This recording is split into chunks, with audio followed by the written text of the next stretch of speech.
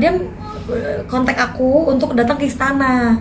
Ternyata yang aku make upin Ibu Iriana. Menggigil aku juga. Itu pengalaman yang gak pernah terlupakan. Tapi selain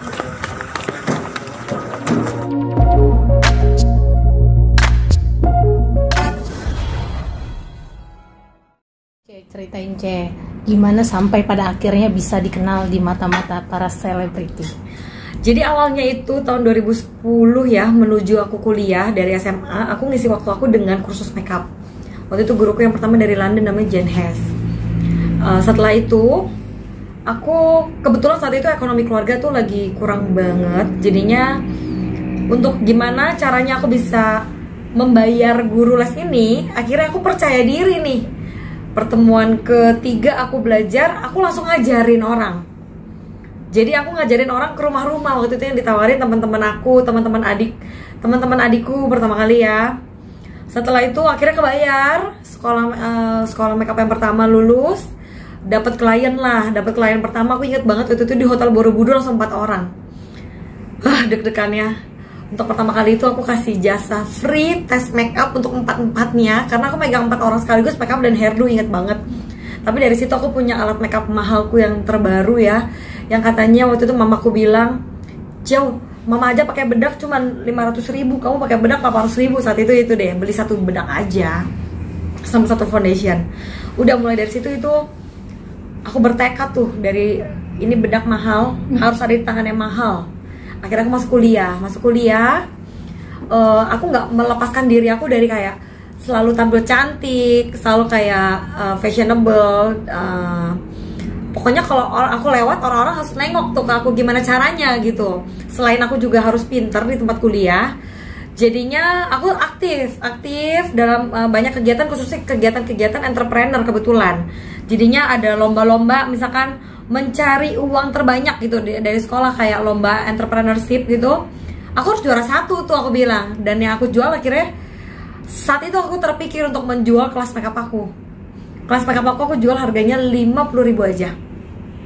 Dan aku menang ye. Jadi dari 50.000 kayaknya hampir seluruh perempuan di sekolah itu ikut deh kayaknya. Karena waktu itu mereka awam banget dan gak tahu ada yang namanya makeup artist, dan nggak tahu ada bisa belajar makeup, dan mereka kayaknya lagi gairah untuk dandan gitu, anak-anak SMA kuliah baru ya.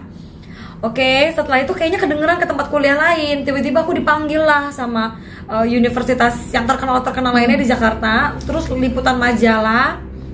Waktu itu majalah pertama yang liput aku Small Medium Enterprise SME Magazine. Itu tentang bisnis juga yang diulas. Ya, perempuan umur 19 tahun ya, berbisnis gitu kan. Dari situ ada waktu aku diwawancara, ternyata ada satu majalah gede lagi yang melihat. Abis itu dinaikkan profil aku, puji Tuhan banget, karena menurut mereka nggak ada makeup artist rumahan saat itu. Kan yang terkenal kan banyak ya, ada sekolah-sekolah besar yang memang udah jadi perusahaan besar. Cuman aku memulai dari garasi rumah pada akhirnya. Jadi dari studio kamar aku terima 3 murid full. Murid aku yang pertama saat itu, yang resmi, bukan yang di sekolah, di tempat kuliah, bukan yang cari dana, bukan. Habis itu di tengah-tengah itu aku bikin sekolah. Murid aku tuh Vina Gracia sama adiknya. Jadi belajarlah, ada 4 orang, salah satu Vina sama adiknya, studio pertamaku. Terus ya semakin lama makin berkembang ya. Kalau misalkan di umat muslim mungkin memberangkatkan orang tua umroh, tapi kalau di aku Nasrani, aku berangkatin orang tua aku pergi ke Israel waktu itu. Jadi uang yang pertama kali aku dapat karena waktu itu kebetulan ada yang namanya jualan online gitu. Dulu namanya Disdus, sekarang udah gak ada ya. Jadi jual voucher sekolah makeup, dan penjualan aku tinggi sekali karena aku tuh saat itu memberikan mimpi visiku tuh ke semua orang. Aku harus ketemu dulu gitu, karena apa sih ini sekolah makeup, mereka pada nggak tahu. Apalagi aku garasi rumah gitu loh kelasnya. Kayak mereka kenapa mau, karena keluarga aku punya brand besar, brand kasur. Mereka bilang ya udah, aku mau brand kasurnya masuk ke mereka punya platform. Tapi aku bilang oke, aku masukin, tapi masukin aku punya sekolah makeup aku. Mereka kayak bingung, tapi penjualannya ngalahin semuanya waktu itu, puji Tuhan. Terus dari situ aku berangkatin orang tua ke Israel berdua. Lalu uang yang aku punya semuanya habis lagi, aku habisin untuk bikin ruko. Sewa ruko. Pas aku sewa ruko, aku bingung kenapa ya bisa ada keinginan yang besar, kepercayaan diri yang di luar nalar, karena itu ngabisin semua uang loh untuk ngedekor. Aku saat itu umur 20 tahun 20 tahun, tapi aku bilang nggak apa-apa, padahal aku nggak tahu siapa murid yang belajar, aku nggak tahu siapa pegawai yang akan kerja, nggak ngerti gimana caranya bikin perusahaan, pede aja. Di mana ada kemauan di situ ada jalan. Akhirnya ya udah, makin lama makin rame, sampai pada akhirnya umur 24 tahun ya, ada masalah besar yang terjadi di hidup aku pertama kali, yaitu orang kepercayaan aku ambil direktur di sekolahku, tapi aku ambil dari perusahaan yang multinational company, aku pindahin di tempatku.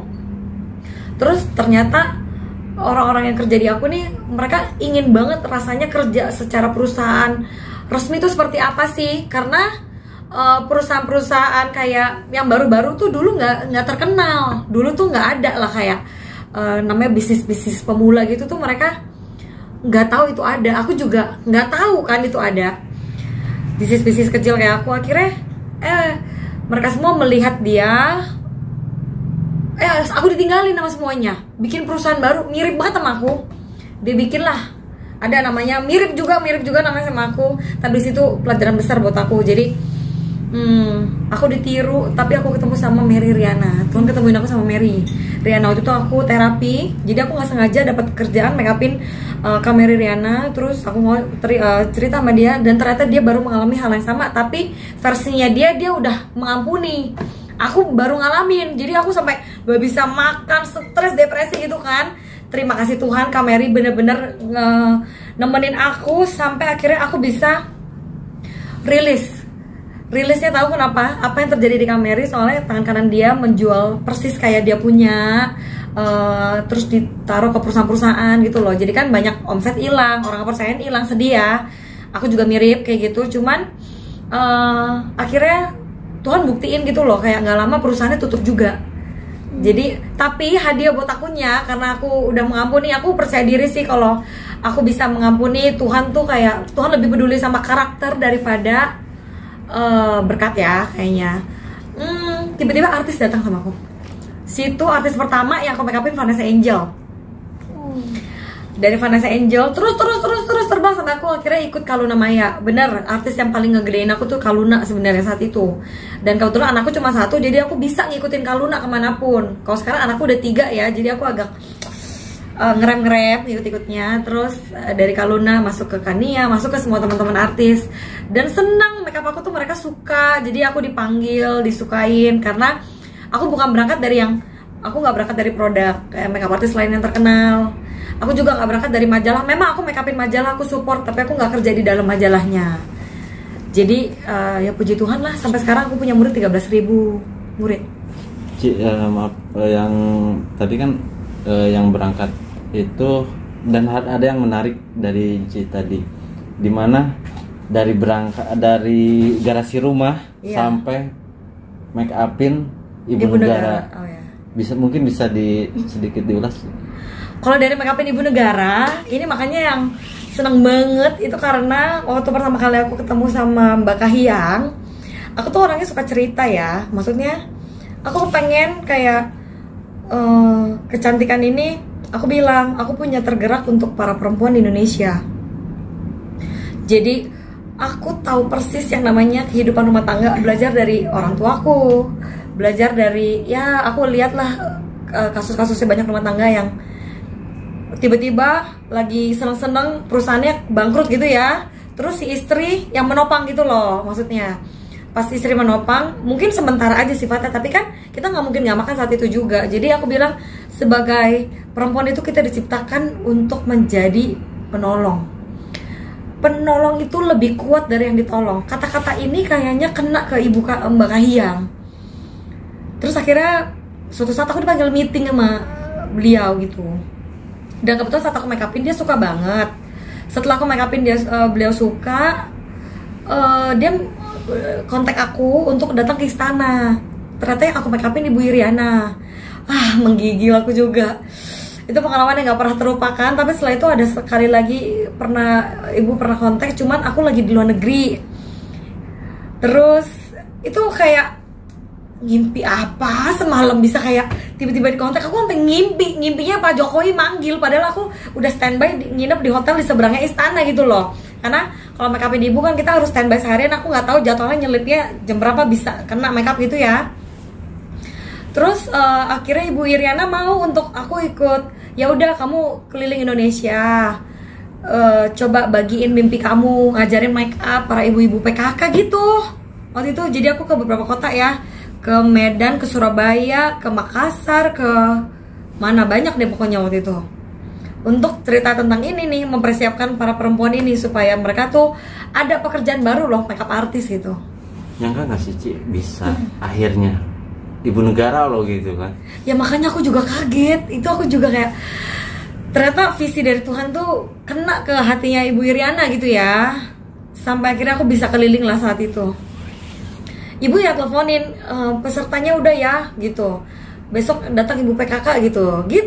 Tapi hubungannya lewat Mbak Hayang, aku hanya berhubungan dengan Mbak Hayang gitu. Oke, tadi kan sempat cerita juga jatuh bangun sampai pada akhirnya juga sempat merasa kecewa, tapi bertemu dengan Kak Mary ada gairah untuk bangkit, untuk memaafkan.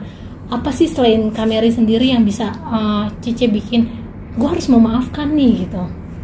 Aku waktu itu tuh kayak melihat Kak Mary semangatnya itu yang aku nggak punya sih saat itu, karena aku lagi lesu dan depresi posisinya. Aku bilang, Kak Mary kok bisa ya? Aku waktu ngalamin itu Clarence, aku juga terpuruk sekali. Dia bilang nangis, bisa tengah malam bangun nangis, nggak percaya kok kehidupan tuh kejam gitu loh. Aduh sama banget Kak Mary, aku nangisnya sampai kayak tiba-tiba bisa teriak, kenapa aku harus ngalamin ini? Karena saat itu umurku 24 tahun. Terus uangku maksudnya aku harus bagi uangnya. Saat itu aku memang mungkin aku nggak ngerti ya, dibilang greedy bisa jadi. Aku nggak pernah bikin perusahaan, nggak pernah bikin PT. Jadi aku diajarin untuk dengan masuknya Ibu Direktur ini, aku diajarin untuk bikin PT. Terima kasih Tuhan, aku juga jadi ngerti harus ada yang namanya PT gitu, secara tertulis apa gitu. Cuma posisiku saat itu komisaris, jadi aku nggak bisa bergerak banyak seperti itu. Jadi Kak Mary waktu itu bangkit, dia bilang, Claire, ini Tuhan tuh nggak buta kata dia, karena Tuhan tuh nggak pernah salah kasih rezeki sama siapapun. Kamu harus percaya itu.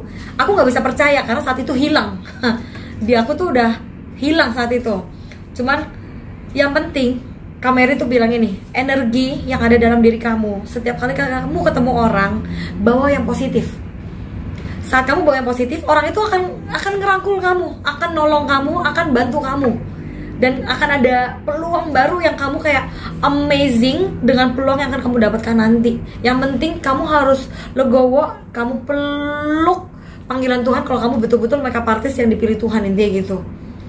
Bener juga ya, karena saat itu kan aku ketemu Kak Mary, yang aku ceritain aku nangis, ketemu siapapun aku make upin, orang jadi nggak nafsu kali aku make upin saat itu ya.